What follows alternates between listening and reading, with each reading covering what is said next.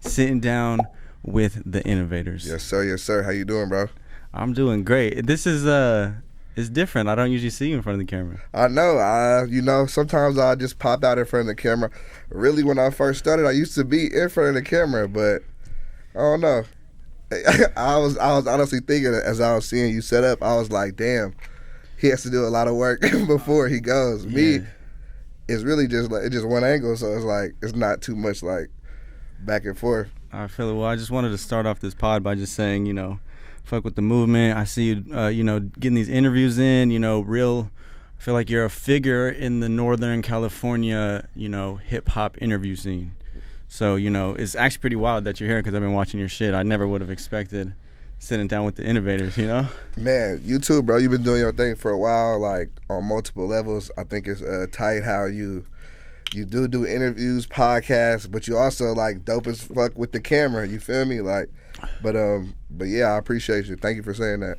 No, for sure. I mean, I just want to get a little bit into your backstory on just like where you're from, because I'm not really too sure. I heard you're from the Bay Area. Yeah, so I'm originally from Richmond, California. Spent a lot of time growing up in like Oakland and Berkeley. Like I went to middle school in Oakland. I went to Berkeley High and played football there. And I'm from the Bay. I'm from Richmond, but I spent a lot of time in like Berkeley and Oakland as well, though. And you've just always been a fan of hip hop? Man, honestly, yeah. Like I've always I play sports, so music and sports go hand in hand. Always with slapping music. I love rap for sure. Like I'm not gonna say I'm like the I'm big on like Bay Area music for sure. But like growing up, I listened to like Lil Wayne, Gucci, Waka Flocka. I was on the Waka Flocka. Wiz Khalifa for sure too. Definitely Wiz. Yeah, Damn, that's dope. So do you like hip hop more, or do you like making content more? That's a good question. I would say I like making content more because I worked in radio, bro, before I really started getting into the interview game. Like, so like for example, I'm not like I put out like a couple lists on like top artists, but like I probably will do that more in the future. But that's not I'm not here to like be the biggest critique of rap. You feel me? Like I'm more about sharing people's story, highlighting that, and like getting people's story out there. That's what I think I take the most joy in, rather than like say critiquing like, oh, I think this bar could have be better, or like, some people like to do that. That's more what they do, per se, Yeah, like some Anthony Fantano shit. Yeah. Yeah, I'm just curious because it's like you have to be a fan, I think, to a certain extent, to have these rappers on and to connect with them and to ask them questions. Like there has to be some sort of like fan or like love for the craft. I mean, a lot of people that I interview, I'm not gonna say everybody, I listen to their music just on a daily basis when I'm going through, like, and I think that allows me, when I do the interview, I'm like, wow, I actually have a lot of questions to ask them. But like, but yeah, like a lot of people I interview, I do listen to their music, so that kind of goes hand in hand with that. I'm not gonna say everybody, but like majority, at least like 60, 70%, I would say. Yeah, right. I mean, did you ever want to become a rapper?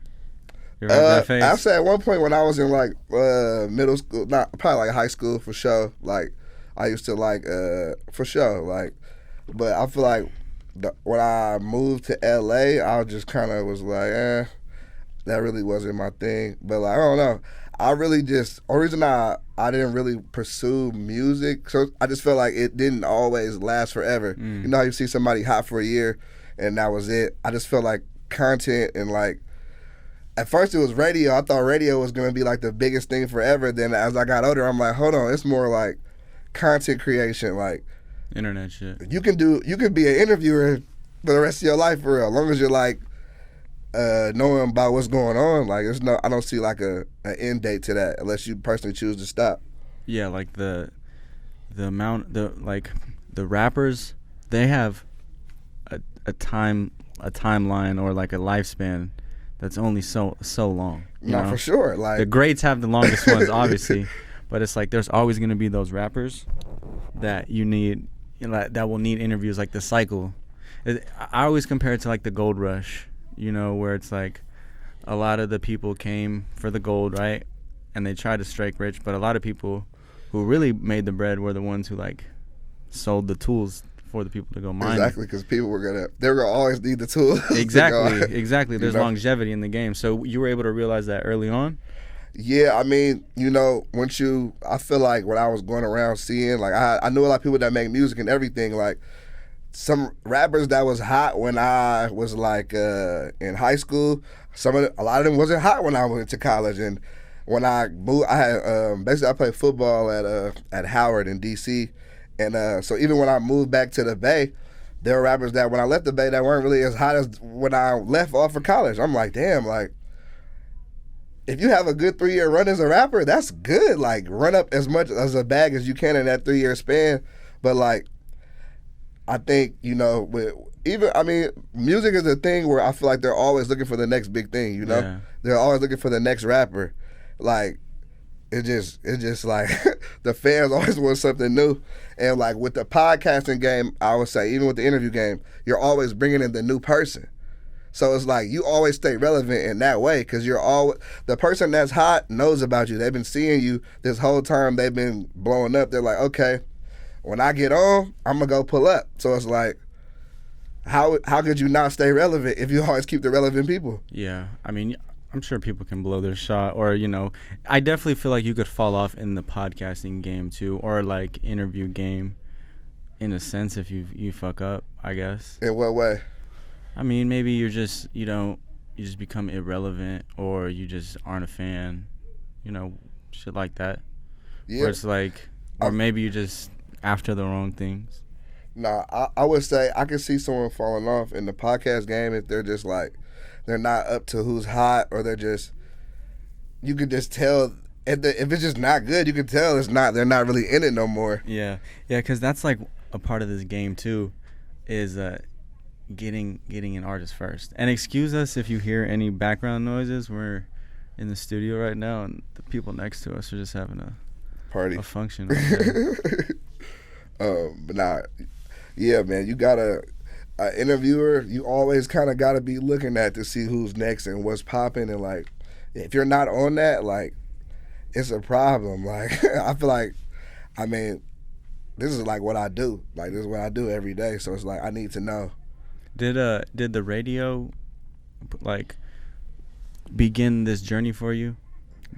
I would, in a sense. So, for me. How do you get to the radio? Okay, so I finished college at Cal State Northridge. So that's like 20 minutes from here. When I was there, I interned with the LA Leakers. Ooh. I was seeing the LA Leakers bring in all these people from LA. And I thought it was really dope that they was putting on people from LA. Like I met Dom Kennedy. I seen like Rick Ross. Like it was a lot of people I was seeing at this time. I was like, damn, I think it's kind of dope what they're doing.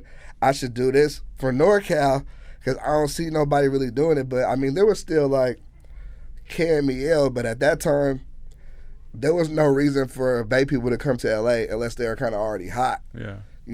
And I worked at a radio station called Dash Radio. And basically when I started working there, it was like, you can do what you want to do. Mm. And did you study this shit in college? Nah, I was a black studies major. Okay. I feel like college overall just allowed me to be able to code switch and knowing how to talk to different people. And growing up, I feel like I was always able to mesh with different people. I feel like, but I kind of just learned this by trial and error. Like when I started, I didn't think I was that good, but I feel like, if I keep going, I can make it happen. And now I feel like I'm good for sure. No, yeah, I mean that's just a part of the process. Like one of the hardest parts is just starting it at first. But do you feel like college was useful for you in that sense? Man, that's one of the biggest debates I always have with like my mom and my homies. It's like, I could have started doing this in high school for real and imagine how much bigger it would have been. But I feel like college opened my mind. But like I said, when I first, if you would have asked me in high school if I'd be doing this, I would probably say hell no. Because I thought I was going to be playing football. So it wasn't until when I moved to LA, when I moved to LA, I wasn't playing football anymore. So I had to like figure out what I wanted to do. So and you graduated college? Yeah. So how do you go from like having this degree in Black Studies to working with the LA Lakers? Okay, so my mom worked in radio. My mom worked for radio, so I had seen the radio my whole life, and so like I didn't like I would say that's one of the biggest things about college. Like if you're going to be a doctor, you're going to be like a lawyer, you kind of know the route you have to take. I really didn't know what I wanted to do. Like college was a big figure it out like situation for me, but I just kind of figured it out. I was like, all right, I'm gonna get in radio. The LA Lakers was a good way to get like a regular like a radio job, and luckily like the internship, the guy who got me my internship, he got me a job at Dash Radio. So that was like my first job out of college, and that was my last job for real. What were you doing there? What was your like? I was like daily duties? A board op.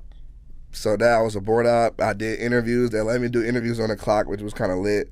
And just like studio, like whatever, if something went wrong in the studio, I was there to fix it. On the technical side? Yeah, bro. And the thing is, like, I'm not even like the most technical person in the studio, but like a radio board is way more simple than like if you were in Pro Tools or nothing. Like they use like a program called Sony Vegas. I knew that. Like even though I kind of knew Pro Tools too, so but like it is kind of I don't know. It was I would say it was like a once in a lifetime type job, especially out of college. Like I was still kind of in fuck around mode. I still wanted to like party and have fun. Like but the radio station that like we was lit over there. Like, it was getting high on like we was having a good time. Like while we was at the job. Like but And how long were you there for? Like 3 years, bro. And I did Rolling Loud LA, and we was kind of, that was before the pandemic, so I got let go from there in like 2020. And yeah, I did Rolling Loud LA, and then after that I ended up getting let go, and I was like, damn, honestly I thought I was untouchable at that time. I was bringing hella people from the Bay up there. I thought I was starting a little movement. I'm like, how could they let me go? But they did. It was a humbling moment though. But that's kind of part of the reason I never had a job since then, though. I didn't like the feeling of being, like, let go or someone saying, like, you no longer have access to this anymore. They can kind of cut off your livelihood type shit? Yeah, like, that's a, like, of course, I have nothing against people having jobs. Like, yeah, have a job, but, like, always cover your ass, though. You feel me? Yeah. Like, I didn't even think I was going to get fired. So when I got fired, I was like, damn. I feel like I was starting from ground zero. Fuck. So you weren't doing any of the Innovator stuff? I was. But see, like with them, I had the studio there for free, and like everybody wanted to come to the radio station, but like I didn't really at that time. I was like, come to the radio station. It was like two birds in one stone. Get the interview, come to the radio station, check it out. It's a whole package. Yeah. Now when I go to my own studio, it's like this is just Innovators right here, and it was a tough time because I had to work through being fired and like thinking like, do I really want to do this? Like, you feel me? Like, do I want to go get a job and try to put my degree to use, like in a like a 9 to 5 or whatever? But my first interview I ever did in my studio blew up. Wow. Which one was it? My first Little Blood interview, and it got to like 100,000. I was like, oh shit. We got something here. Were you doing Innovators like on Dash Radio? So I had like Innovators radio, and basically at that time I filmed the interview and I recorded the audio or whatever. So the audio was more like a radio show type shit where the interview would play, and then I would put the interview on YouTube. But like at that time I would drop the radio shit first to keep them happy and drop the interview like a day later. Was the business even clear on that? Hell nah. Like that was the thing. I think I talked about this on the last podcast I was on, but they was like, you can get sponsorship. Like do that. Like if that's what you want to do, push for that. That was money outside my like check. But they didn't think I was gonna do it. So what I did, they was like, damn, like I got put into the office, so they were like, we can inquire about how much money you're making on that. And I was like, well, damn, when y'all said go get it, it wasn't. So you actually got a sponsor? I've had, yeah. At that time, I had like 1 or 2 sponsors. Like I've had a lot of sponsors throughout the years, but like getting the first ones were like Oh snap! Like when you get a sponsor, I feel like it's like you got to perform now, because they want people to see it. So basically, you are this independent creator in a sense, working with Dash Radio, and then you're making this content. They don't have any conversations with you on like sponsorship money or merch or any business shit like that. Then they just say go do whatever you want type of shit. So then you get the sponsor, and then they're salty about it. Exactly. Now I'm in the office like, we can inquire about that. And I'm like, damn. I think were you about to break them off? I mean, nah, bro. Like, I mean, if I had to, but like, you got to think, they did nothing to get this. Like, and like, I think the thing about the radio game, or at least working there, we never really knew how many people were listening. So it's like, if nobody's listening to this radio shit and y'all not gonna show me what the numbers are, I know the YouTube is clear. Like, you can see how many people are watching that. Like, I would rather just focus on that anyway. Because even when I got let go, I was still like debating if I even wanted to go back to work there. I was like, I really should just take the interviews and do that just full time. But like, with this, with the YouTube game, bro, it's so like uncertain. Like, you got to be on it. Like, you have to put out content. If you don't put out content, I mean, my channel just got demonetized. Completely? Yeah. What? Yeah. So they took away monetization on my whole channel, and I was put on like a 30-day probation. Then I had to like delete videos and make adjustments, make sure it was advertiser friendly. Put in another request, got denied again, so I'm still sitting down right now. What's the problem though? Like, so basically, I'm pretty sure they say it's harmful content based on the smoking aspect, or some videos that I've done, because this platform initially launched doing like weed content. Got you. So then that kind of like 2018. When it was okay. But then it went through that adpocalypse, and then I kind of had to move my shit, or just strategize something else, because I was just like, wow, I thought I was gonna be a YouTuber, bro. Like, they're gonna pay for my house. I'm gonna start, I'm gonna move out with my homie. It's gonna pay my rent. You still can. You just gotta. No, I know, and I'm still doing it. But at the time, it was a crushing blow. No, it's like I can feel. I can know. The channel getting demonetized this time around. I'm honestly just like, man, I don't give a fuck. Like, I'll figure this shit out. YouTube is so like strict right now. Like, even for me, like a lot of my videos get limited like from the jump, so I always have to review them. But I think now, I don't want to give too much all my sauce, but now I just say I'll take a lot of the cussing in the first like 5 to 10 minutes, and that pretty much gets it in there. But it's so tricky right now, because there's a lot of stuff you can't say, and a lot of like back end editing on me, because it's like I have to remember, like, okay, he said this here, can't say that, you might get canceled. Really, on that type of time. Like, I feel like sometimes people I interview, it's so raw and uncut what they're saying, or they haven't been fully media trained like that. They're saying things, they don't mean it in a bad way, but like, you know how like this era is, some things you can't say, like. Like what? What'd they say?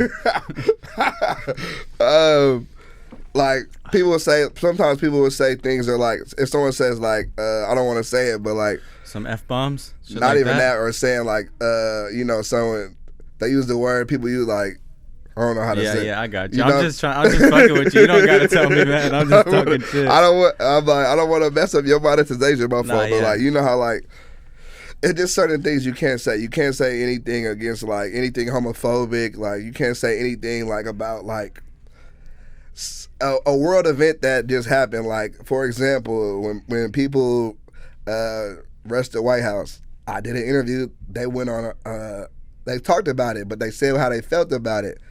And they started to bring race into it and all that. YouTube was like, nah, can't do that. I told them, I was like, we're going to take it out. Like, and conspiracy theories and all that too. They're exactly. Not with like, they're not with it at all. But unless you're like it depends. Some stuff, like the news can talk about the White House situation because they're a credible news source. But like, me and you couldn't get on here and give our opinion and make money off it. They're like, nah, Yeah, for real.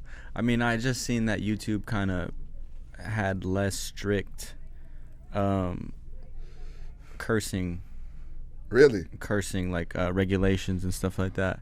Yeah, it was just going around like a week or two ago. I need to check that out. But that's the whole thing with this shit. It's like, as a creator, you want to be able to monetize it in all different aspects and not be relying on the ad revenue.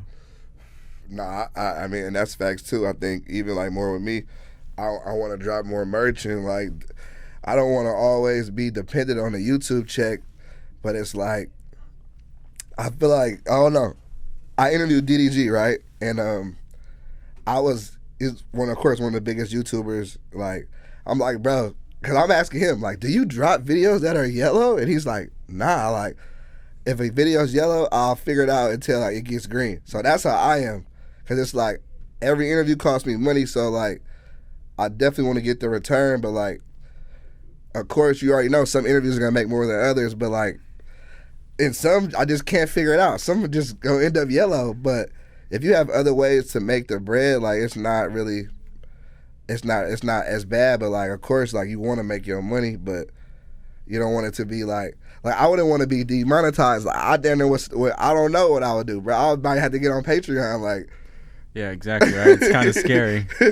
That's a scary feeling. You gotta be nervous over here. No, yeah, I mean, I'm not nervous because I have other incomes, but it definitely is a big hit, and it's only temporarily. It's only temporary, hopefully. Yeah.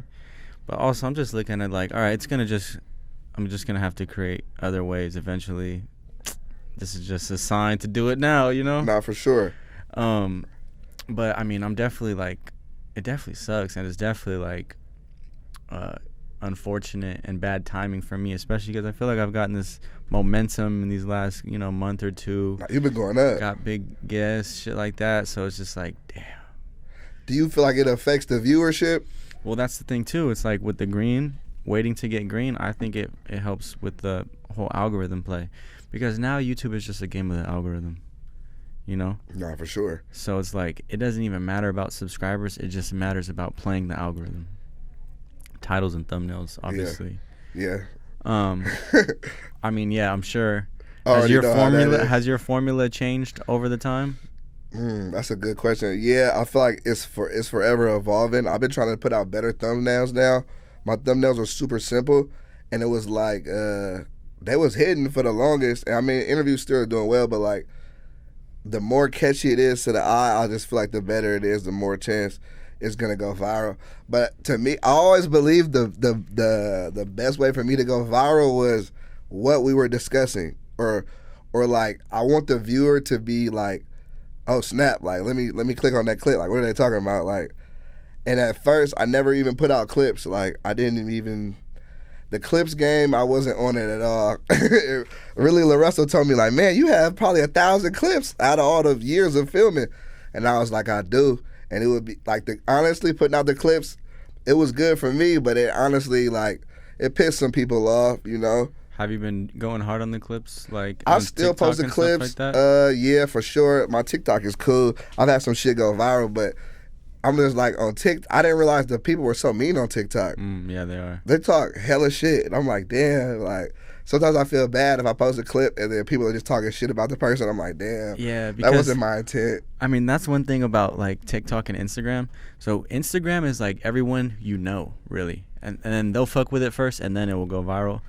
You know, but I've realized on TikTok, it's like you're getting that shit fed to randoms who don't know who you are and don't give a fuck, and they're gonna keep it real as hell, and they're gonna roast the shit out of you if it's there. Yeah. Depending on, I also have a theory on like the first couple comments are very important to dictate the like. Really? Yeah, like I feel like say you see a clip and you think of something that it could go either way. You could be hyped on it or not hyped, or you know, I don't know if it's going to be that drastic, right? You click on it, you look at the comments, you see if they like help this side or the other side, and then they kind of persuade your opinion on how you're going to take that content in. Yeah. You know, so for example, say it's a clip and then it's like really sympathy based comments, and then it's like, all right, well, I'll have some sympathy, but then it's like it could be the same clip with a different take or a different lens, and then they could be completely shitting on it. I got you. You know what I'm saying? I agree with what you're saying too, because nobody wants to be the one person to come on the post with the other type of energy. Cause well, also, I feel like it depends on whose algorithm it gets in first, and then like that. But obviously, if it's some weak ass shit all the way around, people are gonna hate on it. Yeah, you know. Not for sure. So it's just one of those things I've observed where it's like, I'll see something, I'll have two different opinions on it on like different lenses, and then I'll see how the comments and if they justify or if they match what I feel. Yeah, your clips are the shit though. I ain't gonna lie.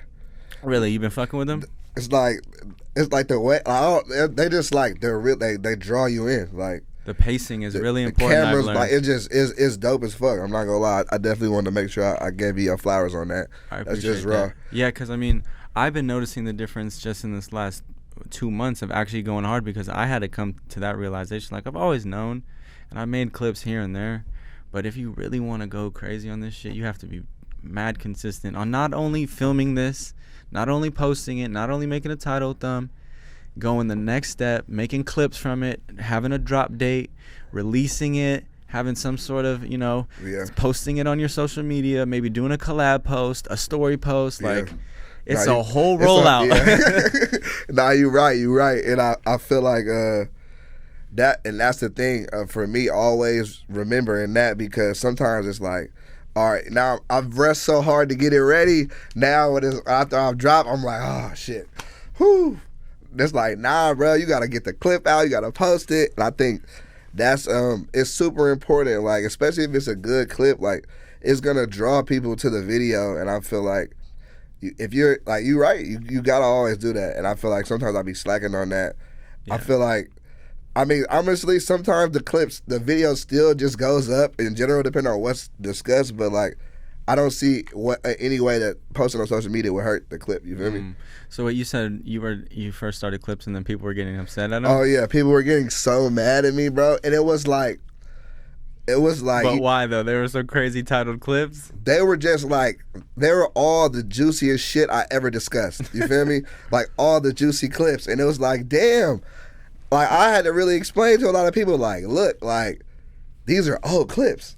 These are nothing new. Like, I'm just resurfacing my content.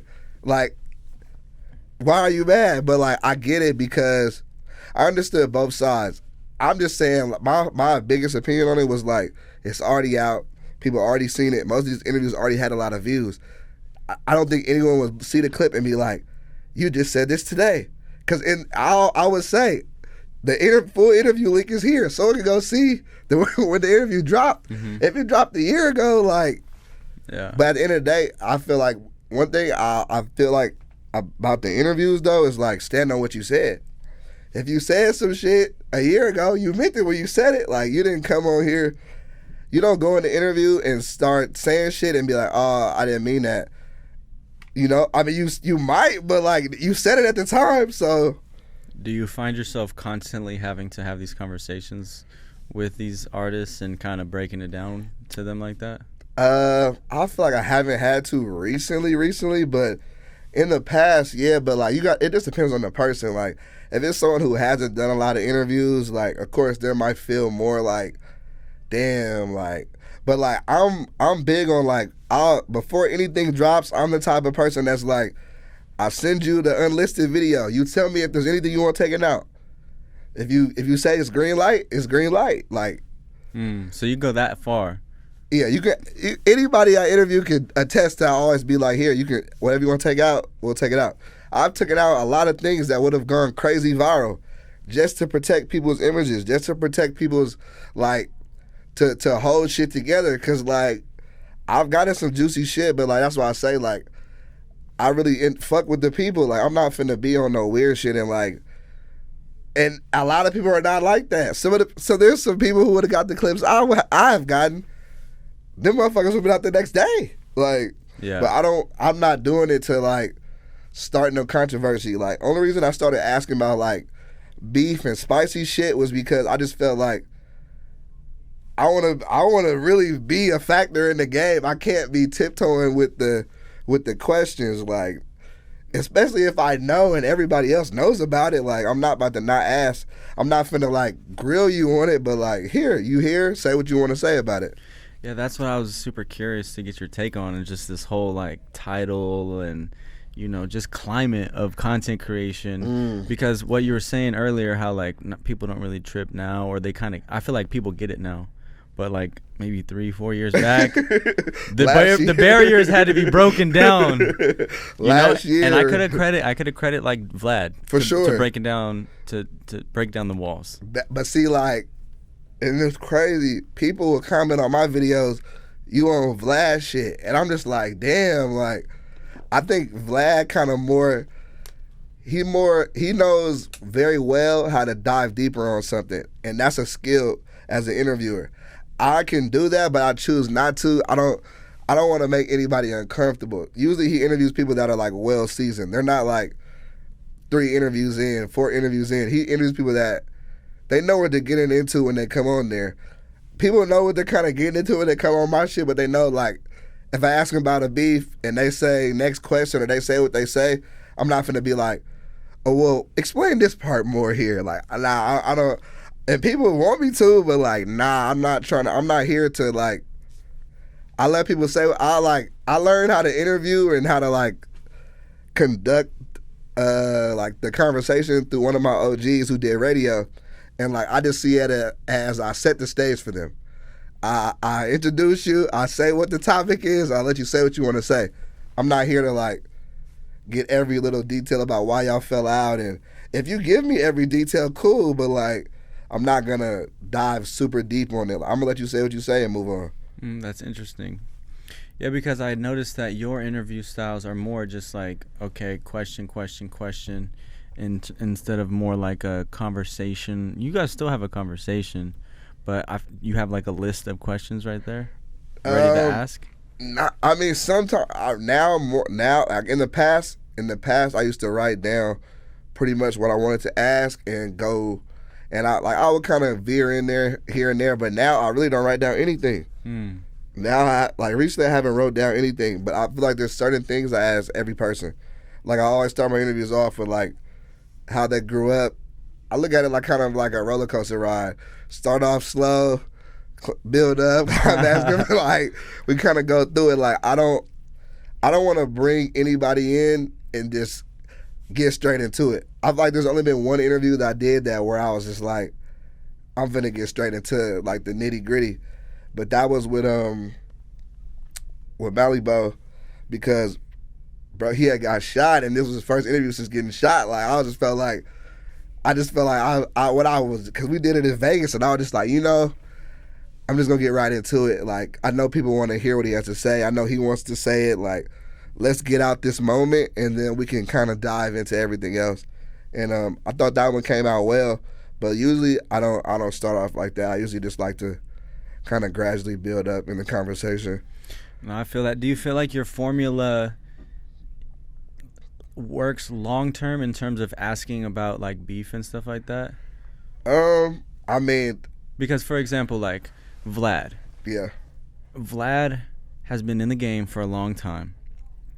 He's been doing this shit, and he has this like stigma or whatever. People be like, oh, don't be on some Vlad shit. Don't ask no cop questions. Don't ask, some police shit. But then, so he does that, right? And then people will have that going in, and they'll avoid his platform because of that. Yeah. You know what I'm saying? That's what I mean in this long term game. Like, do you think about that? Nah, for sure. I think it will. Some people might not want to do an interview with me because they know they got hella shit going on. But anybody that's done an interview with me and that knows me like personally, as far as like in the media space, they'll know like before we start the interview, I'll be like, yo, what do you not want to talk about? Okay. Is there anything you don't want to discuss? And I respect that. I've always respected it. Like, and that's the thing too with Vlad, like that people always overlook, or I don't know if they know, but he takes out shit too. If he doesn't want it out, he won't put it out. Nah, for sure. I think Vlad is an amazing interviewer, honestly. But I just feel like people focus more, like, people focus a lot on the street shit, but when he does an interview like a street person, he's not asking street questions. But, like, he can interview an NBA person and talk about some shit that went down, but it's not necessarily a street beef, so it's cool. But, like, if it's like a real street beef, like, and I know it's a real street beef, I probably won't get into it. I'll more get into, like, rap beef, or like you talked about somebody in a song or on Instagram. Like, you let everybody see that. You can't come into the interview and be like, I'm on police shit for asking about it that I've seen. If I know you did somebody in your songs and I know that's like more street shit, I probably won't get into it. But I like interviewing people that are like, yeah, I know you know about all the shit. Go ahead and ask. Like, it puts no limit on the conversation, but like, they know that's not going to be the everything we talk about, but people want to know. Right. I'm more like, I want the fans to be like, yeah, he came in, he asked what we wanted to know. I don't want them to come back. I don't want them to be looking at the video and be like, you interviewed this dude, you know he had this going on, but you didn't talk about it. And there's been people that had shit going on that was the heat of the moment, and they said they didn't want to talk about it. I didn't really think it was cool, but like at the end of the day, like I said, like, I respect people, and I respect, like, their wishes. If they say, if you just have some shit going on, you're like, yeah, I ain't trying to talk about it. Or, like, you be like, hey, this is an open case, I ain't speaking on it. Cool. Say less. Like, I'm not about to go in on that. Yeah, I mean, that's the question, right? Especially right now, is kind of like, where are the boundaries? And, like, if it's public knowledge, it's free, or it's like a free-for-all. What like, do you think? I mean, I tend to stay away from that shit. But I feel like looking at it too, it can stunt growth. But then also it's like I'm not really trying to be, I don't know, man. Like, I'm not trying to be known, and I don't want to get, I don't want there to be consequences behind my interviews. No, and that is I think it's all about what you're talking about, how you cover it, what they say. But like I said, for example, we do an interview, you say something that you feel like could hinder you in a court case, let me know. I'll take it out. And also, too, it's like, I think at the end of the day, it's on the artist. It's the artist's responsibility to know what to say and how to say it, and even to talk about it or not. And that's the thing. Like, before I start interviews, I always say that there's many things I always say to everyone I interview before we start. And one of those things is, look, I'm going to ask this question for the audience so they see that I asked the question.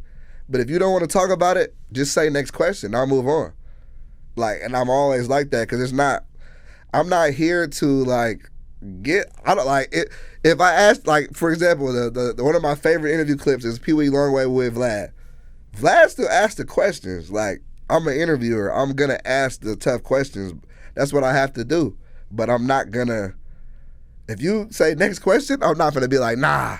No, let's talk about we're talking about this right now. I'm just be like, all right, I'm going to move on. But okay. Like, did you like grow into this? Because also part of this conversation too is like being consistent, right? And it's like, I feel like you're consistent with all your guests. You have a formula, and it works for you to ask questions like that. Like, for me, I don't want to have to like ask the hard shit every fucking time. Like, I'm just trying to chill. Or that's just my outlook on it, you know? I think, it's really on who you're interviewing, and you have to know your guests. So, like, if I know that this dude, like, you know who you're interviewing, and if they can even speak on certain things. Like, certain people you already know, they're like, they can't really speak on that, like, and that's cool. But you got to know your guests, but I think the biggest thing for me is the way to always not cross the boundary with the guest, because no one leaves an interview like, fuck you, like, I don't rock with you. They always like, bro came in, he respected me, he asked me what I didn't want to talk about. He told me after the interview if there was something that I talked about that I don't want in it, he'll take it out. Like, that's a courtesy that I don't think a lot of people give. No, that's facts. Like, and somebody told me that. I was in the Bay this weekend doing an interview, and after I was like, yo, whatever you want to take it out, just let me know. He was like, damn, no one's ever offered me that after an interview. I'm like, at the end of the day, I don't want our relationship to be like a salty one where you're like, damn, he didn't even let me see it, and he got me looking crazy out here. I don't want nobody looking crazy. Like, I want them to be like happy about the interview and feel like it was a good way for me to get my story out there, you know? No, and I see that too, because I was just curious on kind of your protocol, because I continue to you do have these guests, but then you do have like the titles that people do want to know about. I click on your shit because I'm trying to know. Like, yeah, what did he say about that? Like, hold on, you know. But I mean, does it ever get tricky with like, you know, like when did you transition to making titles like as most clickbaity as possible, or if you even feel like they're clickbaity? I would say, like, to me, clickbait has like a bad connotation. Like, when I think of clickbait, personally, I feel like something that's not in the video. So, like, if I ask you about another rapper or a beef with somebody and that's in there, I don't feel like I'm clickbaiting you. I'm just like I'm putting what the hot topics are. Like, some people do feel like it's clickbaiting, but like, I'm just like, I can see if I said so and so talks about this rapper and they didn't do that. It's like, that would be clickbaiting, because it's not really, the bait is not there. Like, these are facts. These are that's what's in there. But I would say that, like, now, I feel like now more than like a couple years ago, people are like, okay, like, bro gonna put the hot topics in there. Mm-hmm. Like, that's what's gonna happen. Like, if there was something that he feels that people want to know about, it's gonna be in there. But like, I just feel like nobody wants to see like the like, how do I say this? No one wants to see a boring title. This is not gonna make them click on it. Like, and there's an art to the title. The title is, to me, is honestly the most important thing, in the thumbnail. Like, it doesn't even, like, the interview could not be good, but and now we'll talk about that in the comments. But if the title and the thumbnail bring you in, they're at least gonna watch it for a minute to see what was discussed. But like, I cater to the viewer so heavy. Like, I do timestamps. Like, you can, whatever is in the title, there's a timestamp for it. Mm. So like, some people, it just depends on what your definition of clickbaiting is. Like, clickbaiting is, like, to me, clickbaiting is if it's not there. If it's there, I'm not clickbaiting you. I definitely agree. You know, clickbait has like a negative connotation to it. I just use it in the sense of just like, okay, what is the most clickable part of this interview? And let me use that to kind of make you bite on the hook. Yeah, you know? See, if we look at it like that, then yeah, for sure. And I do that for sure, because it's like, you want people to click on it. Like, well, and that's another thing too. It's like, it sucks when you have an interview and you love it and then no one watches it. For sure. I've been there before. Like, I think one thing about YouTube that I realized from my first interview I ever dropped on my channel, it was T Grizzly. And that wasn't a good interview by me. That might have been my worst one. But like, I got offered the opportunity to interview T Grizzly. Was I ready for it? Not really. Like, I just started doing interviews for a couple of months. Like, wasn't really ready for T Grizzly, but somebody was like, you know, I'm giving you the opportunity. I didn't do well, and people talk shit in the comments. That was what got me better, honestly. People talking hella shit in YouTube comments, like, change the host. We need a new host. The host sucks. I'm like, damn. And like, this is coming from being like a pretty good football player my whole life, but I've never been like just bad at anything I tried. Energy. This negative energy. Yeah. I was like, damn, but watching my interviews got me better. This allowed me to like figure out ways to like, okay, do a good interview. Like, and now I feel like it's more like it's more what I do now. I'm more confident in the space. Like, I had to build that confidence, you know? Just like starting out playing football, like, I wasn't good. Like, I had to work to be good, you know? I'm with you with that, where it's just like, I'll look back at some of my old shit. I'm just like, you were so nervous. Super. You know, like, you stuttered or just overanalyzed the fuck out of it. And it's just like, at the end of the day with this shit, you just got to practice. And, you know, you'll eventually become comfortable. I got a question for you. What do you consider yourself? Because you do a lot of shit, bro.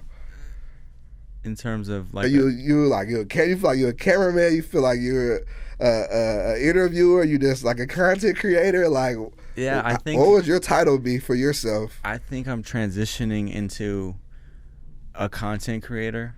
I guess you could always say I've always made content. Yeah. You know, but there's been eras or phases where it's like, all right, like I was in college and I was doing the smoking YouTube shit, the VBC stuff, and then that transitioned into, you know, becoming a music video director and shooting music videos and kind of taking a break from the YouTube shit. And then I got a job, started working at No Jumper, and I got back into the content creation and producing side of things, but also kept shooting music videos. So like currently I'll just take content creator, although it's just like it's kind of weak. Yeah. You know? But then it's like if I list all the shit, that's even just sounds kind of weird too. So I don't know, like a jack of all trades, really. But I would say that for sure. It's kind of all under the same umbrella, though. That's the thing. It's like, I mean, yeah, for sure. Like, for me, it just comes from the music. You know, like I just like the music. You were really from Sac? Yeah. What was it like? What was it like growing up there for you? Like, what college you went to by chance? I went to Sac State. Oh, for real? Yeah. That's lit. You liked it? Yeah, it was cool. I got some homies that went there.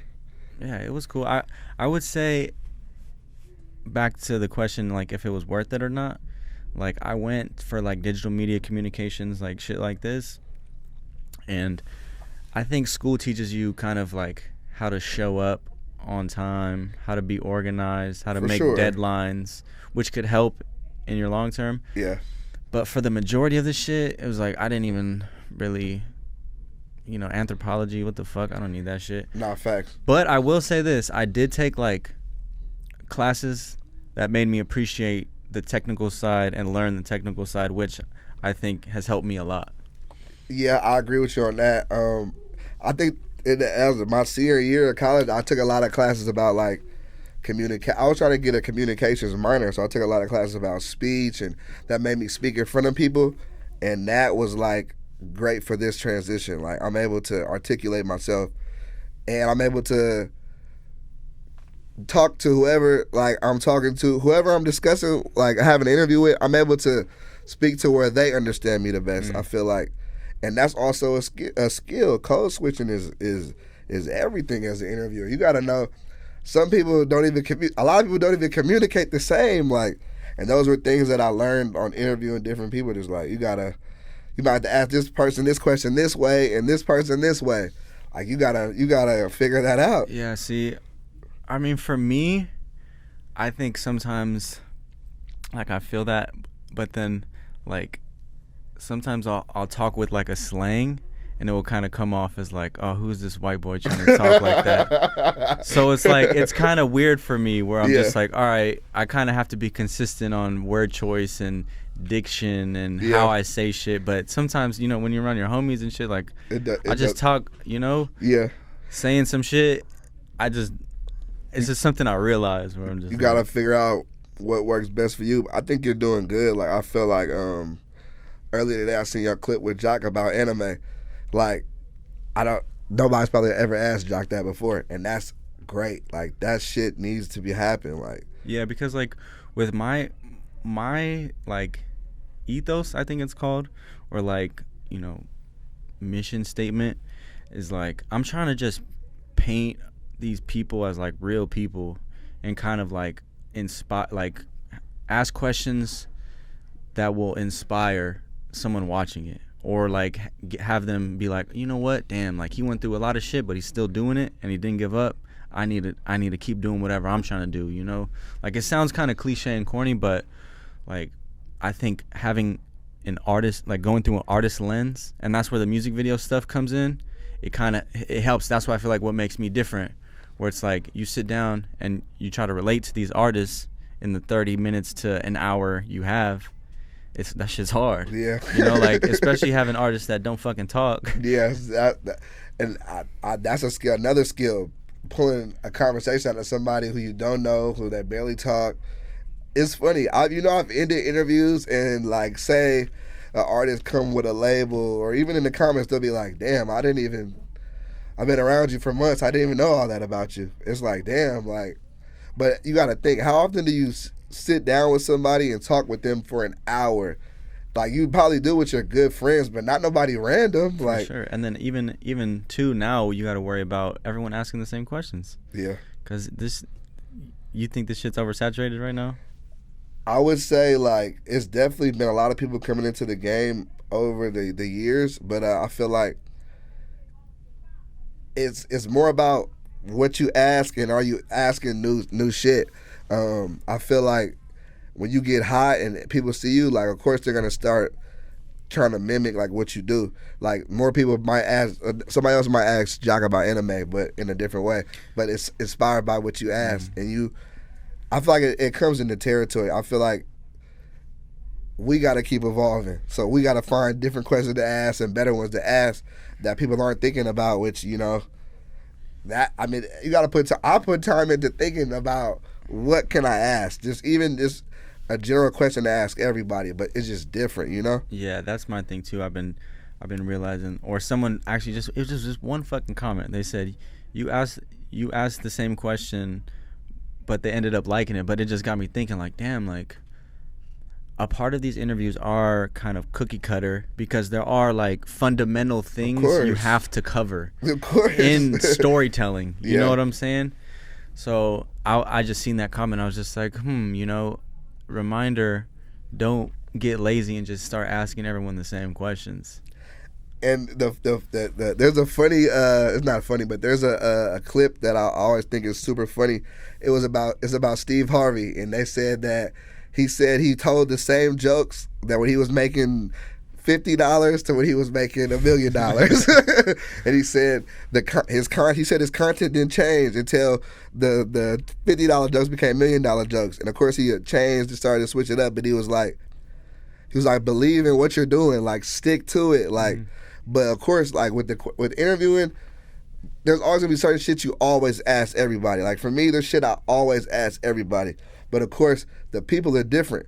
So, like, I'm always gonna have different questions for people. But, like, there's certain shit I will always ask everybody, and it wouldn't change because that's how I even trying to break down who you are. Like, there's certain things I gotta ask you. Yeah, because I mean, how do you deal with artists who aren't really talking? Because honestly, in that Jock interview, if you go watch it, like, the pacing's a lot slower. Like, that clip, and that's another thing too. Clips are easily, you can mold them and shape them into however you like want them. Really. Yeah. And that's why I love making clips.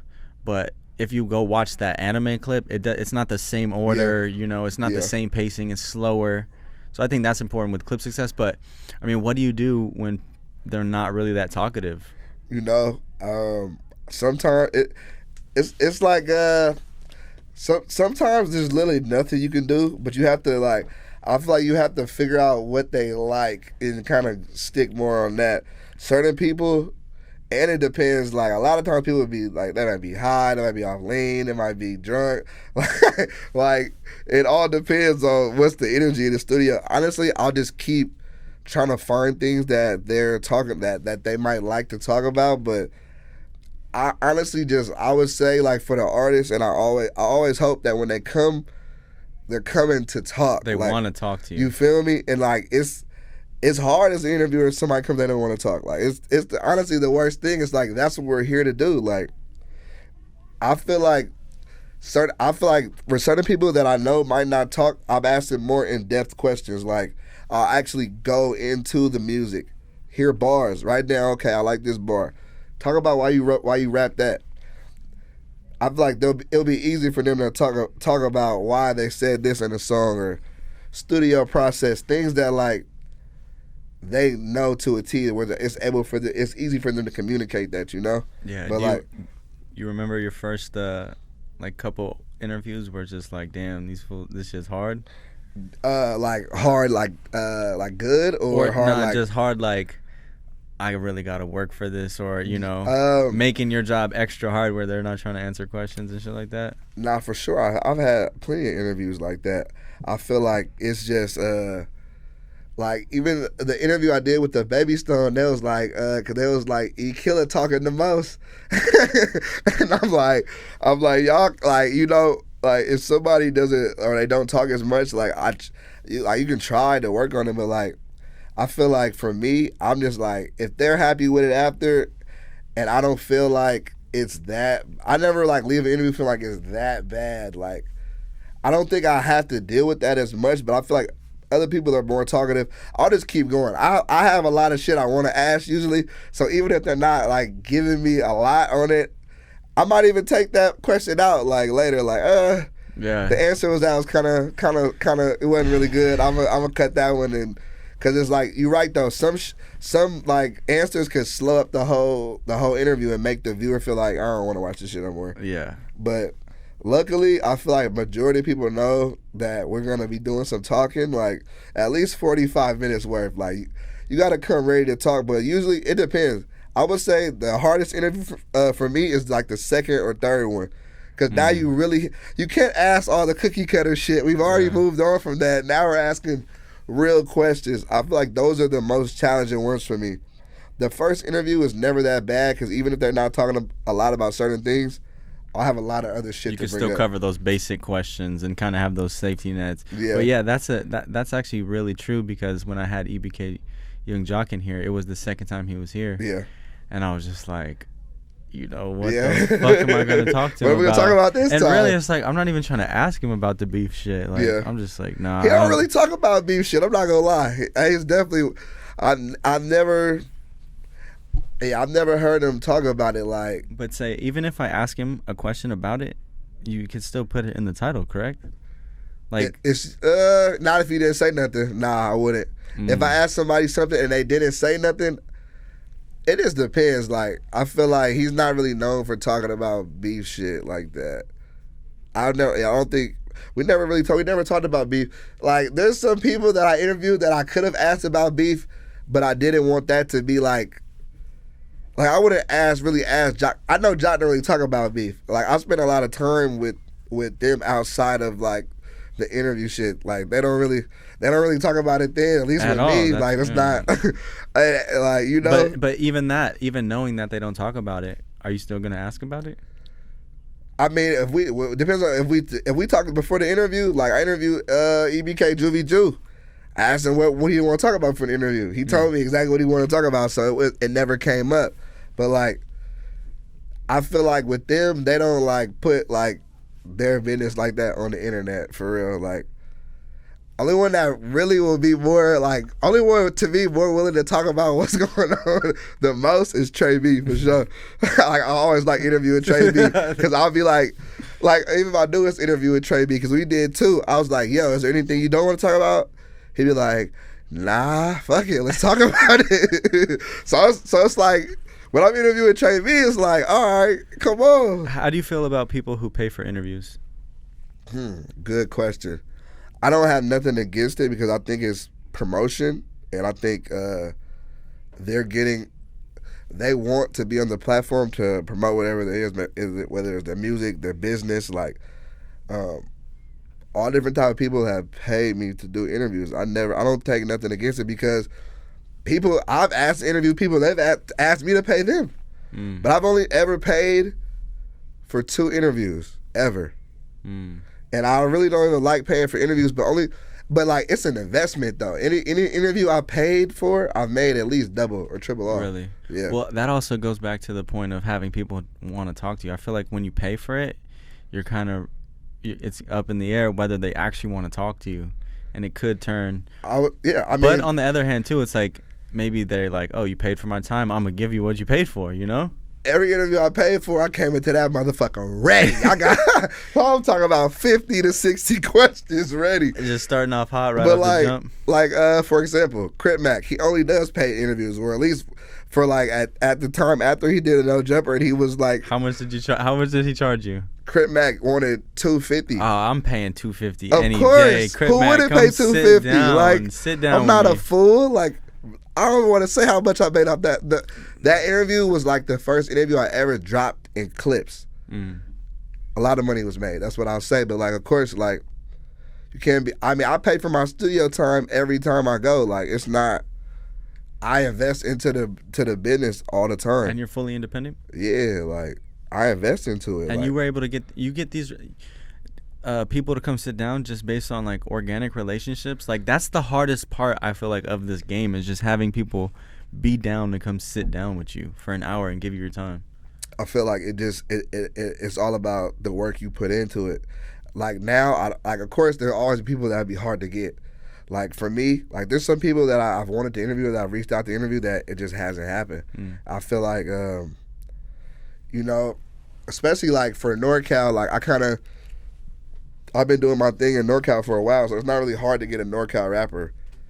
Some probably the bigger ones, but LA was hard at first. I kind of started to break into that, and for the most part, I'm having like success bringing people there. But there's always people that are not going to pull up or not be wanting to pull up, or they might want cheese to pull up. Now I'm not really paying for interviews no more. It just depends on who it is and what's the situation. But like, it's just like I feel like I don't know. I feel like shit. I don't think it's worth it. It's like, but it just depends on who it is. Like I've turned like there's people I've asked to interview and they be like, I swear, somebody told me $35K. I don't want to say who it was. Well, actually, yeah, that also is an important detail on like how much they're charging too. Because like Crip Mac, I just said I'll do Crip Mac for $250. Yeah. I guess if it's a deal, you know. I've like what I pay. Only other person I paid was Fulio, but I did that because I wanted to get that Florida. And really, Fulio didn't know me from nothing. Like. I tapped in with bro when I seen he was in LA. Like I think I gave bro $500. Like whatever. And do you think it was worth it? I mean, yeah, I've definitely made at least double. So how long have you been in this game for? Interviews. I've been doing this for about 4 years now. 4 years, and then you were doing it out of the Bay Area. Nah, I only did it out here. Like I started out here, like in Hollywood. Do you feel like it could have popped off even more if you were in NorCal, or because it's something about being from Northern California out here where it's like they just want to fuck with you even more, you know? I think I think it could have still been successful, but I think it would have capped it in a sense because being in the Bay, it's like how do I say this? A lot of artists that I interviewed just wouldn't be in the Bay. You feel me? I think being in LA allowed people that never left the Bay a chance to come to LA for something to do that was music related that they probably wouldn't really come to LA unless they was meeting with labels or like they had got that hot. You feel me? Yeah, that's actually pretty crazy to think about. Like, yo, you come to LA, then you hit up this rapper from the Bay Area. They're probably so much more inclined to make that trip to LA to come fuck with you rather than if you're in wherever Oakland or San Francisco. Because it's like a whole experience for them. So like it's probably reassuring for them too, where it's like, damn, I'm a rapper that I'm going to LA. People like LA wants to fuck with me in a sense, you know? Yeah, no, for sure. And you got to think like when I interviewed Briss, that was like 2018, I believe. He only been to LA maybe once or twice before that. So like to come to LA and do an interview, they like, shit, hell yeah. I think now, like when you kind of build up the brand, people are like, I just want to come to LA to tap in with bro. But I think, but like even when I go to the Bay, like the interviews are booked. Like I got to like take days for myself. Like I think that's another dope thing about like being out here, but going to the Bay sometimes when I do go, I'm able to like get people that if they probably haven't been there later, they not have the time to come, but they're gonna be down to do it when I'm in town in that 4-day span. Like, but yeah, being in LA, it changed it for me for sure because it's like there's people that I got in LA just from living out here that I would have never met in the Bay, bro. Like I feel you. Never would have met them. That's why I'm like, I don't think I could have done this in SAC or even the Bay, you know. Like I could have interviewed rappers, but yeah, like you said, there's a ceiling to it. It would be capped off. Yeah, because you would feel like you have to branch out. But that's the thing, yeah. I haven't branched out yet in terms of being in LA and interviewing like LA artists, other than in the No Jumper universe. Yeah. But that's kind of like the next phase, hopefully. But also, I'm like, how deep do I really want to go into this rap shit? Like, I always want to interview someone I'm genuinely interested in, you know? So that's kind of like my criteria. Nah, I get you, and I think that's yeah. I mean that's definitely key for sure. I would say, for me, I'm not. Some people I'm not necessarily like too interested in, but I look at it like I'm about to promote their shit. You know, I'm about to help get their word out there about them. But like, I feel like for the most part, I always have to think it's at least dope. Like, everyone I interview is not gonna be like super famous, but like they got the potential though. You feel me? Yeah. Yeah. So I mean, you're full grind mode, just interviews on your channel, and that's like your sole bread and butter right now. Yeah, bro. And I mean, I'm trying to get into like I said, back putting out more merch. I want to get into like some other businesses, but right now the interview shit is just that's just what I do. And for you're the just most like part. a one-man army, setting it up, editing, and stuff like that. Uploading. Uploading. Yeah, it's I mean, so this is my take on that for right now. I want to have more people, but with me doing everything at this moment, I take the whole check. You feel me? So that's why it's easier for me to survive off doing everything by myself. But it's hard though, for sure, because you have days where you might not just be into it like that, or you don't feel like editing. That's the hard part for me, the editing part.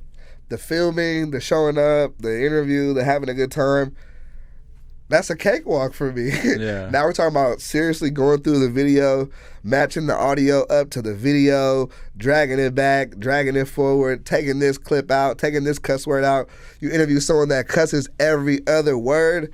Taking that out for 10 minutes is fucking tedious. Yeah. But at the end of the day, like, I always just kind of try to remember, like, all right, you really want to do this. You really want to be the best. You got to, every part, I feel like whenever I do start hiring people, I'll be able to explain every part of it to them. And I'll be able to understand how long shit takes. Somebody might not feel like taking all the cuss words out that day. That's totally fine. I have those same type of days. But no, that's definitely important. It's definitely important to like know all aspects of it. But then also it's like you reach a level where it's a ceiling by just doing everything yourself. But then it's also like you have to make you have to surpass a certain threshold of money in order to even afford that next level. Because you got to hire people. So it's just like, damn, like that's where I'm at too, where it's just like I'm one person right now, and then I'll just call people to run the switcher. But everything else I do it myself. Thumbnails, titles, clips, all that. But I also have like a trust issue thing, or just like that's my thing. Where it's just like, I feel like I just know, I know that's my thing, bro. how it's supposed to be, and I don't want to explain it to someone or have someone fuck up. Hey, look, let me tell you, it's funny that you say that, because I've had interns before. I've had people that were doing it and it just was not getting done right the first time, and I'm just like, I'm trying to make dates. I can't afford for you to not do it right the first time. Then I have to explain to you.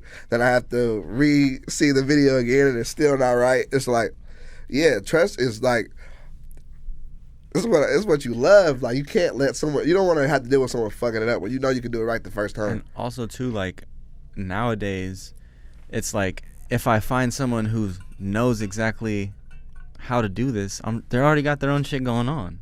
They're not gonna want to work for me like that. But I'm trying to find people like intern, build the team up. I'm trying to build a team up, but like I had a cameraman when I first started, so I didn't do anything but talk at that time. But like, of course, like, people got bills, people got shit they want to buy. Like, especially at that time, I wasn't really making too much money.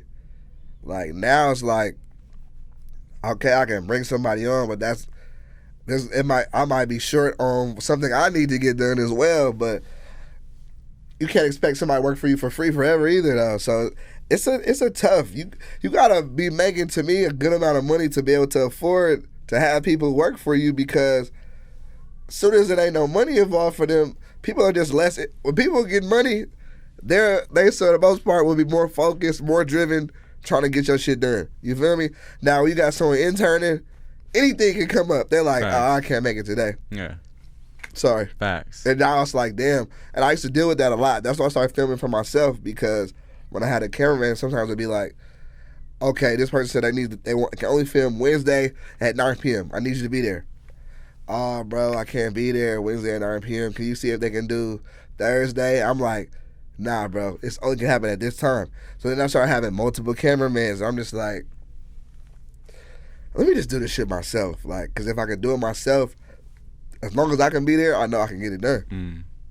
But I don't, like, of course, if I could just show up, everything was set up, and I could just film, hell yeah, I would love to do that. But the people doing all that work gonna want some bread. Yeah, because, I mean, there's a big technical side to this shit. For sure. And it's like, I'm sure you've gone through the videos that the mic wasn't plugged in, or you've had that interference, or you didn't click record. I deleted interviews, bro. Like, this, it's just like, it's a lot that goes into it, and I think people don't always realize, like, the on-camera part is the final product, but, like, was the camera charged? Was the laptop charged? Is the mics right? Is the person, like, or did you coach the person on how to talk into the mic before? Like, some people do interviews and they're talking like, I'm like, bro, I'm behind the camera like, yo, I feel talking you to the mic. So, that's the worst, because then it's like, we've sat here, we got the fucking lights on, we're recording, we're doing all this shit. This is like the last home stretch that you can't. It's like right here. And it's like I've tried I've made it so close. Yeah, but like, yet I'm so far on just how this shit can get fucked up, because this shit can get fucked up so many different ways. And the funniest thing is, if something's not right, the people in the comments are gonna let you have it. Eat you alive on it, especially TikTok. TikTok for sure. Like, and yeah, bro, it's a lot that goes into it. I feel like now I'm more like, now that when it's only me, I know everything I need done before. I know, I'm like, but like, I still could go do an interview and forget my laptop at the house. Luckily, I don't live too far. I can drive back, but like, life shit just be going on. Like, so like, I always, but you like, I feel like that's like the one, that's like, it's my job. I gotta make sure it's all right. Like, so I try, but like, even I fuck up sometimes on it. Like, facts. Videos fuck up sometimes. I think the biggest thing about having one camera, I don't know if you have to deal with this, but you got multiple cameras, but sometimes the camera goes out of focus. Yeah. So then I'm like, fuck. I only got one angle. I then gotta take this shit out. Like, I can't see. That's literally the worst thing. Like, I hate that shit. I've been there for sure. There's been times where it's like, all right, I'm one person. I got 3 cameras here sometimes, and my shit will just be completely out of focus because I have no one to pull the focus. Yeah. But that just comes with building a routine and figuring out, all right, all aspects. Because, dude, it's hard, like focusing on technical shit while preparing mentally for an interview. Yeah. Like, do you get jitters in the beginning, or you kind of past that now? Not now, no, bro. But when I first started, bro, I remember I did a Haiti Baby interview. I think it was our first one we did. My first Haiti Baby interview, it didn't come out. I don't think so. Why not? It just wasn't.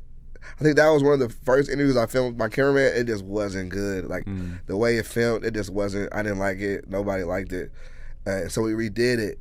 But, like, yeah, bro, I was nervous as shit because it was, like, still kind of build that confidence of, like, do I really do this? And it's like, yeah, like, you want to do a good job so bad. But, like, even when I play football, I would be nervous as hell before games still. But, like, once you get good, like, okay, like, I'm about to ball. Like, it's game time. Thanks. But you have to build up that confidence, I think now it's like clockwork. I don't even think about nervous at all.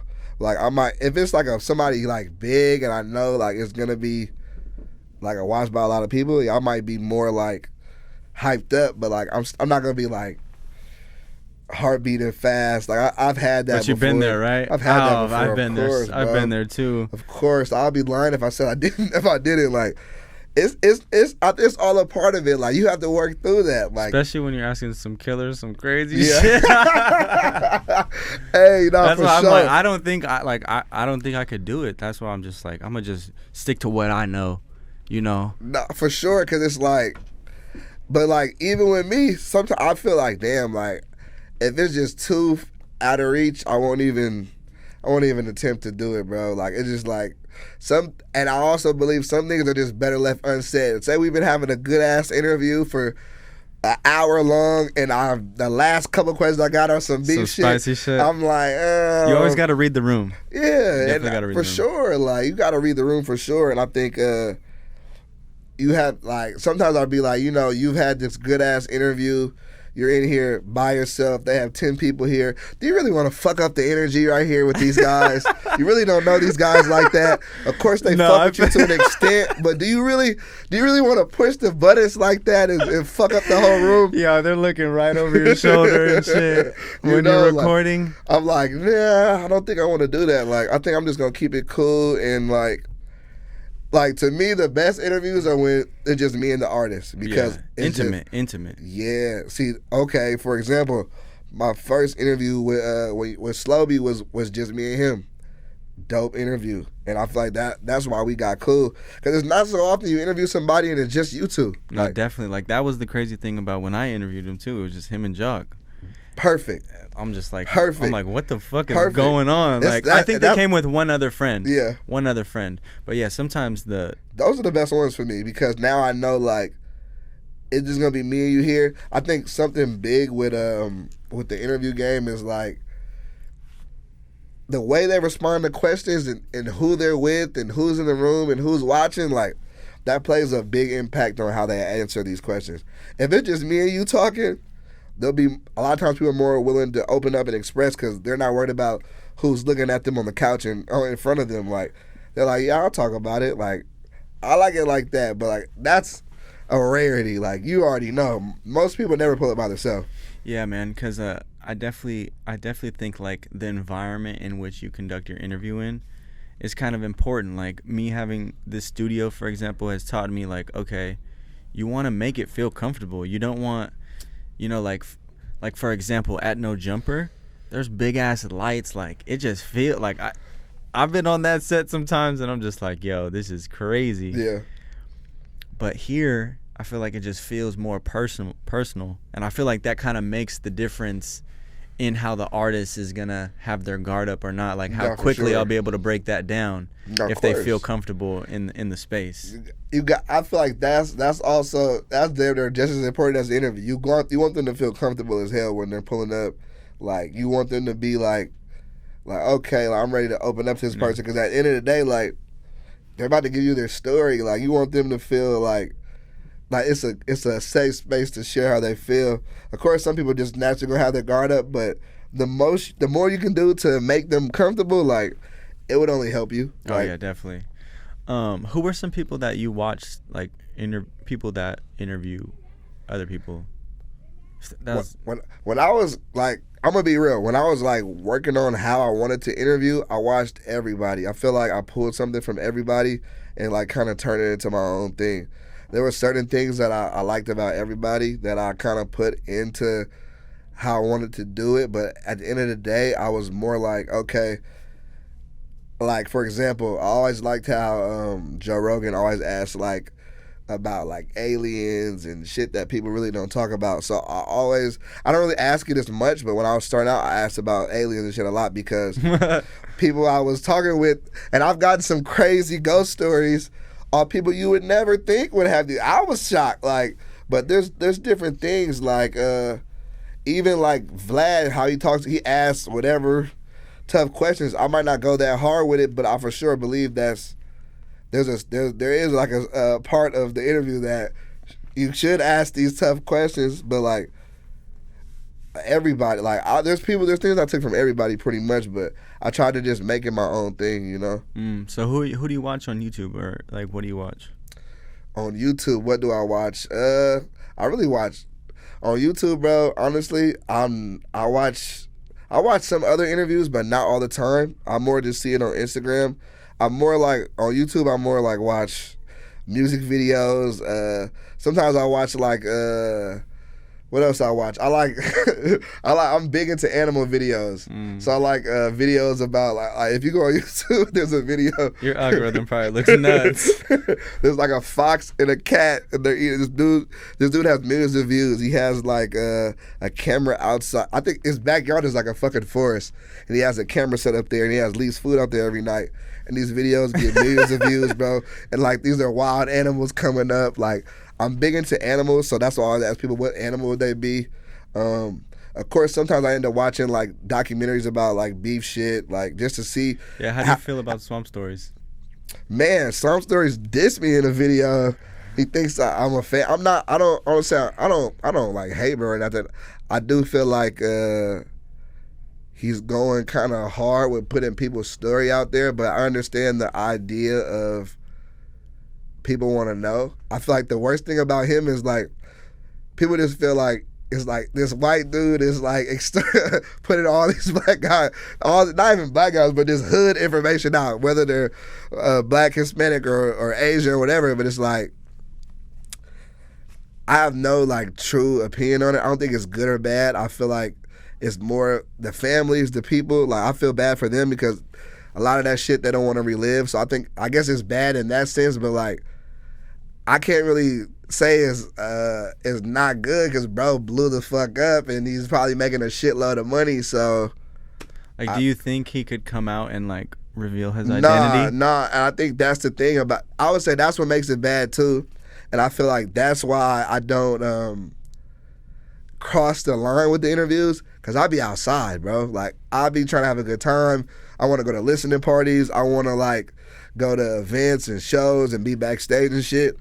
You can't, like, bro can't be outside. Like, he can't, even when his identity got fake revealed, or I don't know if that was really bro shit, like, I don't know, but, like, whoever that dude was, if that's not him, he's for sure tucked. He's like, people for sure probably won't want to kick his ass, but it's like, are you going to catch him? Like, me personally, I'd be outside. I want to go do different shit. Like, that's why I never want no one to feel like I disrespected them or feel like, oh, we have an issue. Like, nah. Yeah, because his content is like, it gets crazy because sometimes he's talking shit about the person. I mean, this dude was trying to say all people in SAC wear true religions, which is like hilarious as fuck. But yeah, he definitely just throws in those little digs. I'm like, bro. And the thing about it is, like, a lot of people watch it. I definitely watch Swamp Stories. That's the thing. I'm gonna say I haven't. I'm not gonna say I watched every episode, but like people that I knew personally, like I had to watch certain things. I had to watch certain things because certain things that he said, whether it's true or not, people don't know. But like if I had this person coming in, I'm gonna address certain things. So like for example, shout out Tearing Off Greasy from out of SF. I asked him about certain things from the Swamp Stories episode. Some things I had to take out because he couldn't. He didn't want it out. Of course, I respect that. But there was some things he did talk about. He said whether it was true or not. But like some of the stuff bro brings up is like known information if you know how to find it. Never. The next question is how does he know how to find these things?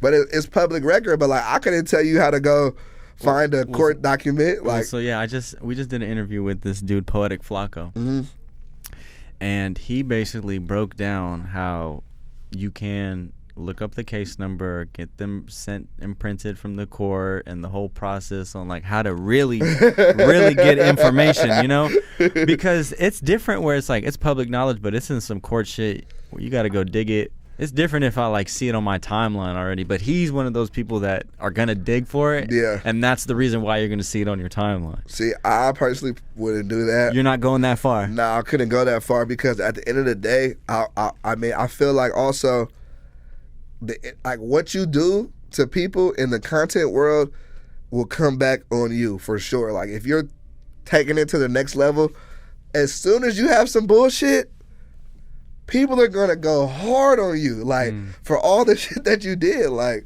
I don't like. People don't forget. People don't forget, and I believe tables always turn. So if you're like going out of your way to bash a motherfucker, or like now if somebody snitched and they put the paperwork out, like whatever, people do that. But like, you wouldn't see me like going to find the paperwork. That's not my thing. Like that's not the lane I'm in. Some people that's their lane though. Like they're gonna go And it was even a lane for people talking about like what happens currently, like somebody dissed somebody or somebody did some Instagram shit. That shit will be on YouTube in 30 minutes. Facts. I'm not gonna go chasing for it, but like there's people that make bread off that. Like it's really like about what you're comfortable with. Well, that's like, what I'm saying. It's all boundaries. I'm just like, where do you It's fall all about- on the it's- spectrum it's of all- like, no, we getting really buck wild, crazy. We don't give a fuck. We're bringing all your shit, dirty laundry to the table. Yeah. Or, you know, like, that's one side. The other side is just like very, very, very safe shit. But You have to find what somewhere works well in the for you. middle, you know, you I gotta want to be in the balance middle. it. I definitely don't want to be more on the. I more want to be on the middle of that. I don't want like. I'm just not about crossing the line. That's why I like to ask questions before we start. Like I don't want to create a bad energy or just. Even if people feel like he asked spicy shit, they'll realize if they ever do an interview with me or they ever like meet me in person that like. I ask people. No, yeah. I mean, because honestly, that was kind of my perception of you was just like, damn, like, he on some messy shit. Like, he asked some wild ass questions that I don't think I would even ask. But, you know, sitting down and understanding how you come about it, it makes sense. That's why I kind of get it now. Like, okay, this is how he's able to maintain this. Yeah. And these relationships is by going like that. Because I know some people who aren't going to send you the podcast before.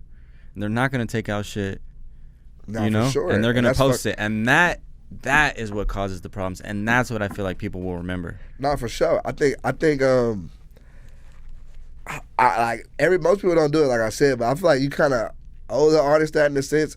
Yeah, if you know they didn't really talk about nothing, like for example, like a majority of interviews I do, they'll be like, "There's nothing I want to talk about," or what they want to take out is something like it's not controversial, but like. If it's a controversial person, they know they kind of already know. But when I interview someone controversial, we know what we're talking about before. Yeah. Like, I've had times where they be like, all right, what beef questions you gonna ask me? I'll lay them all out for them. These are what I want to talk about in here. Okay to that? Nah, I can't talk about that. Open case or we can talk about that. Like, and I just move that way. I'm not on no like.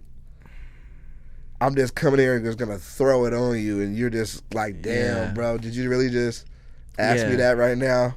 It's definitely one of those things where it's like, on one end, for example, sending the podcast to someone before, like, having them become a part of the workflow can be dangerous. For sure. You know, and like setting a precedent like that, where it's just like, all right, I did it for you, I got to do it for everyone. If you want something, you know, that could get tricky too. Most of the time, I'll be real. A lot of times, I don't have to take shit out, and if I do, it's not like. But yeah, in the past, I definitely took things out that could go viral. That's solid. That makes sense. That's why I'm just But like, I feel like now I'm just more used to it now to where that's my system. Like, I get it. If they're like if the person just trying to take out everything, I mean, has there ever been a time where I've been like, nah, I don't think we should take that out? Yeah, of course. And then you had to convince the artist? Then I have to be like, bro, this is why you we got to fight for it? Or are you fighting for it? Or are you just at the end of the day, I think I'll always respect what they want, but like at the end of the day, I'm like, bro, like, look at it like this. Like, you didn't say nothing bad, so don't like. Right? Yeah, sometimes bad. I feel like with the artists, they're like more.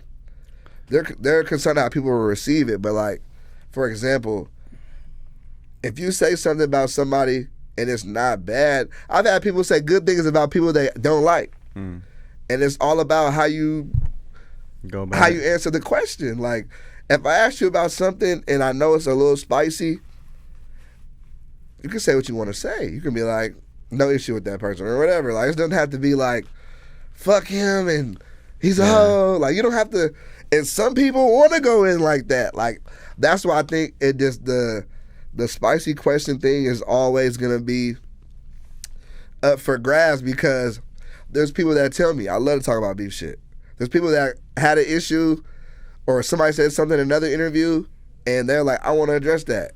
Come on. Like, there's no side picking in this shit, but like, you gotta maintain boundaries. You gotta, of course, be consistent. All that shit. I don't want to take it to the. I don't want it to ever feel like, okay, that's what it's all about, because it's not. But like, I just feel like my true opinion on it is, if I'm doing an interview with you and say it's your first one or second one, and I know you have this shit going on, I want to give the fans every aspect of you, Right. the good, the bad, and the ugly. So I'm not gonna shy away from asking a beef question because I feel like it's gonna make it's not. No, yeah, I feel it's it. gonna I feel fuck up it. the energy because it's like at the end of the day, like, if I don't ask it, Vlad gonna ask Someone it. will- If someone Vlad will don't ask definitely, it, Adam yeah, gonna yeah, ask yeah. it. And if they don't ask it, you might not want to ask it because you don't want I to go. might, but yeah. You feel me? But you get what I'm saying? Yeah. Like, somebody's gonna ask it. So how do you feel about like the current YouTube state of just like hip hop podcasts and stuff like that? Like, are you watching the No Jumpers, the Academics? I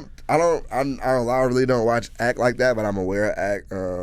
I watched some No think Jumper the shit J-Bo if I one like you the just person. got dropped or name dropped or something, Yeah, right? I for seen you in sure. the top comment. So shout out to Adam, shout out to Almighty.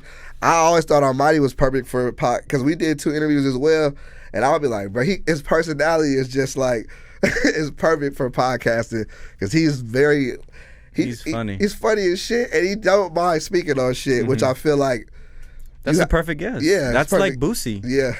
Like and Vlad, like they run interviews back all the time. He just got steady guests and shit. I think it's dope. I like Say Cheese. I think it's dope to see like a lot of people doing the interview shit now, and I think it's taken, people have taken kind of the power back to where they have their own network. You got your own shit. I got my own shit. Like, we're owners of these platforms. Like, we have more say so in what goes on in the game. And We have a foot in it. That's why I think it's dope that we're sitting down here right now because we kind of are competition. Yeah, for sure. So it's like, I think it's dope that we're able to sit down and have these conversations because that's what Adam and Vlad are doing. All these dudes, the big dudes, they're all in on the shit together. Yeah. Like, and I think, like, at the end of the day, everybody wants to be the best. Everybody wants to get the interview first, but I feel like that doesn't mean like we should be. I feel like people all the time, we're not enemies. Like, me and you have no issue. Yeah, exactly. I feel like a lot of times it's a misconception of like interviewers can't be friends or they can't like be cool. It's like, nah, bro. Like, I have no issue with nobody that does interviews. Like, I don't like.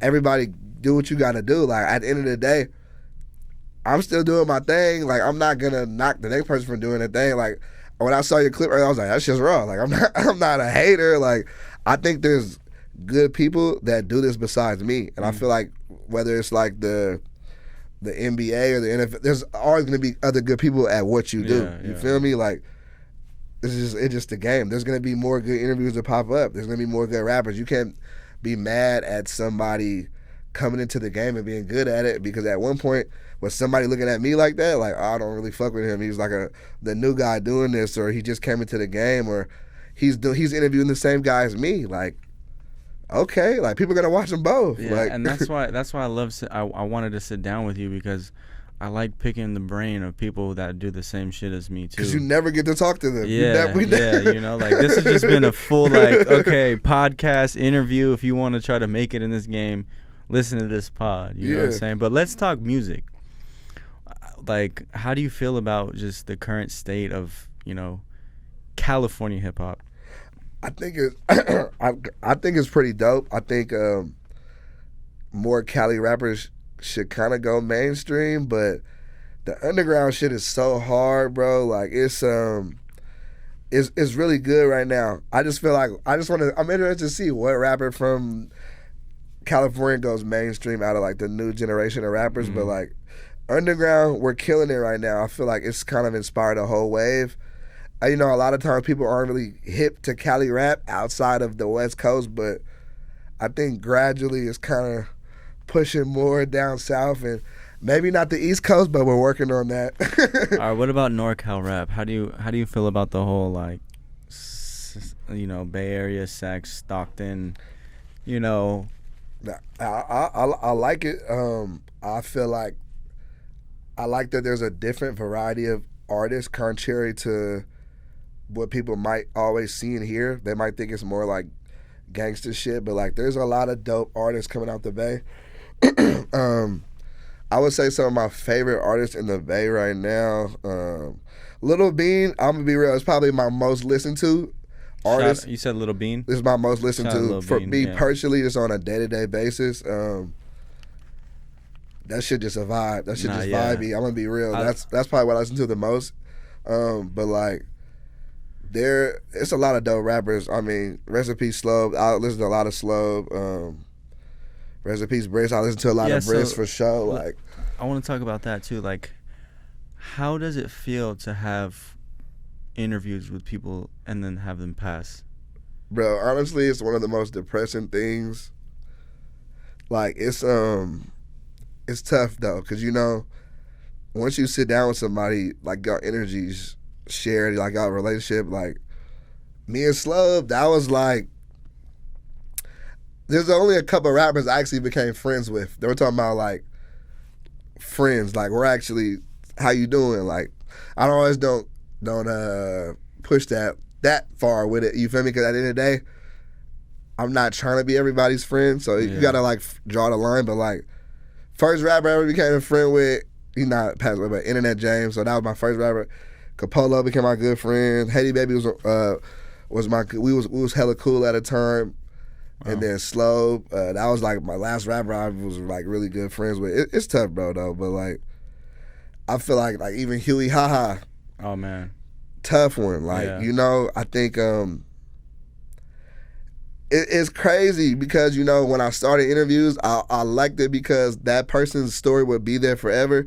But like, nobody had passed away at that time. You know, when they pass away, it's just like when you get. Because the first rapper person I interviewed that passed away, I believe, was Briss, and like that's how I found out that he passed away.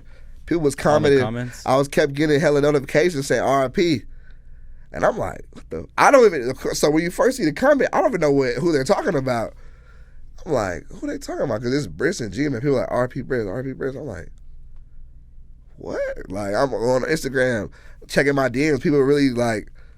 Wow. Briss died. I'm like, damn, what the fuck? Like that shit was crazy. And even like when Briss passed, I was on the news in SAC talking about it. Like, some people felt the type of way about that. But like, I'm not in the politics or whatever was going on. But at the end of the day, that was somebody that I did like was cool and I did share that moment with. And we had talks to doing more content. Like, it wasn't. I don't say we was best friends, but we was cool, like, for sure. And it's like, that's why I did that. Like, when I meet rappers that are in hella street shit or they have politics going on, they're not throwing me in that. They're not talking about that with me because I might have asked about some, like, how'd you get into the streets in the interview, but do I care about that personally? Yeah. No.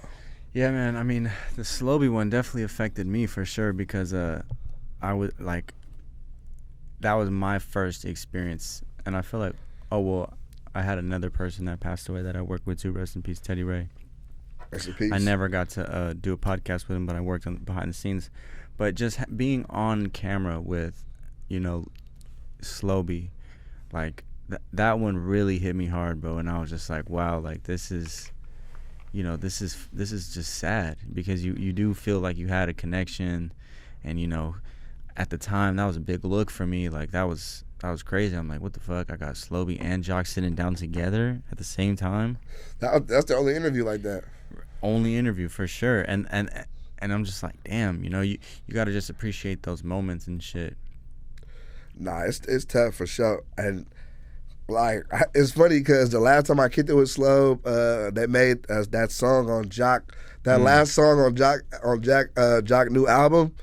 I was there when they made that. That was the last time I kicked it with Slobe, and I was just thinking about this the other day. But I was telling them about like basically I did an interview with somebody, and they was like they didn't want to put it out, and I was like, man, I think I'm still gonna put it out. Like I don't even know what they tripping on. Like like, and I swear he told me he said, man, he was like, you don't have to like, he was like, if you're gonna put it out, but no, like, they might be pissed off and it might be repercussions for that. he was like, you don't want to live your life and have to like look over your shoulder and like worry about what the next person is gonna be on. He said that's something I gotta deal with. He was like, you don't want to live your life like that. And that was like that was something he told me in our last times kicking it. I was like, yeah, that's real shit. You don't, bro, you don't. And I think that's what comes with being an artist, especially if you come from a crazy ass environment. It's still gonna be. There's always, especially like when you get to this type of status where people know you and you don't know them, you don't know what people are gonna do. Yeah. Like, rap is a dangerous ass job. For sure. And working in the rap field, being an interviewer, even being a camera guy can be dangerous as fuck. Sacramento, there was politics behind the cameraman. And that's what I'm saying. Like it's like you gotta think. I just think it's fucked up for the ones that are just in the media and just cameraman because we're not involved. Half the time, that's the thing. Like, personally, do I care about what's going on? No, it has no effect on my life. I'm going to ask you because I know that's what I have to do as an interviewer. I know what I'm here to do. But, like, I just know it's not I'm not involved. How do you feel about reposting content after someone has passed or clipping it? You know, there was this big debate with Adam and Joe Budden. He didn't like that. He put out what's the guy's name?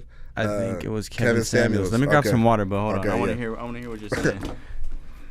You want one too? I got my thing right here.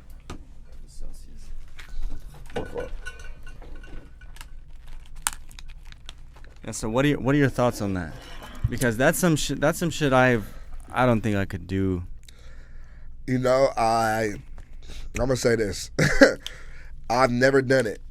I definitely thought about it, or like, could I do it? But I think it's all I don't think you should re-drop somebody's interview right after they pass away. No, but maybe like couple years on some flashback shit, maybe. But right when they drop, right when they pass away, nah. Because I think that's like. That's basically trying to capitalize on somebody's death, and I wouldn't do that. I mean, some I do. I don't really like try to like publicize it and shit, but like any artist that's ever passed away that I've interviewed, every dollar that I got after, of course, when somebody passed away, the viewership goes up. Yeah, I've always given that money to the family. Wow. Always. Like, I've never taken that money for myself because at the end of the day, oh, that's dope. That money just wasn't off the strength of like a situation happened and made people go back to that, you feel me? But like, I've always done that, and I think not even because I have to, because I don't, but like, I'm like, it's the least I can do, like, you feel me? Like, that shit hella unfortunate. Like, everybody gotta die one day. That's some stand-up shit. I could respect that. That's dope. I just do it just out the goodness of my heart, because I've had people pass away that I was hella close with. I know how that shit not a cool feeling, especially like if someone is killed, bro. That's just like, nah, that's real as fuck. You feel me? That's definitely real, man. I respect that, you know, and I feel like we'll probably end the pod off with that. Yeah. Because, you know, sitting down, like I said, it's just like you're a man of morals, ethics, standards, and I think that's kind of important on where you lie in this content creation game, especially when you're being a hip hop interviewer. You know, is there anything you want to promote or anything we should look out for? Just a lot of new content dropping. Subscribe to the YouTube Innovators TV. I appreciate you for definitely, man. Letting me pull up. Definitely dope interview for show podcast. You'll be back. We can just keep the content relationship going, man. Yeah, let's keep it going. Like, come on my shit. Let's just talk that shit. Are you gonna ask me some messy shit? I got a couple. I think I might have a couple for you. What? Come on, let me get one right now. Let me get a preview. Let me see. Only messy question I have that. Like, what are you dying to know? I know you got them right there. There was like I guess there was, I don't know, I don't want to say nobody's name, but basically there was like a beef with me. Yeah. Oh, I know exactly what you're talking about. We're not gonna give him no fucking clout. Fuck that guy. You know who you are too. You're fucking yeah, man. That would be the only messy thing I could ever think of. And that will probably, if it ever needs to be explained, I'm down to explain it. But right now it's like I'm not even looking down like that, you know. I got you. But other than that, bro, I appreciate you for pulling up. This shit has been dope. I really like the movement, like the interviews, and I appreciate you. the I rock what you're progression doing and too. shit. So this has been Free Smoke, the podcast with the Innovators, man. Check his interviews out. It's Free Smoke. Like, comment, subscribe. We out, man. Yes, sir.